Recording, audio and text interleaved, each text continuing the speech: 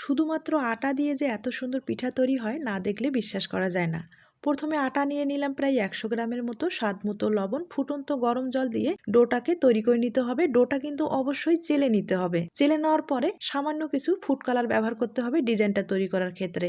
এই ডোটা কিন্তু নরম রাখতে হবে, আর নরম রাখলে ডিজাইনটা তৈরি করতে সুবিধা হবে। নর্মাল প্লাস্টিকের ব্যাগে ডোটা আমি ভরিয়ে নিলাম। এবার ডিজাইনটা তৈরি করে দেখিয়ে দিচ্ছি।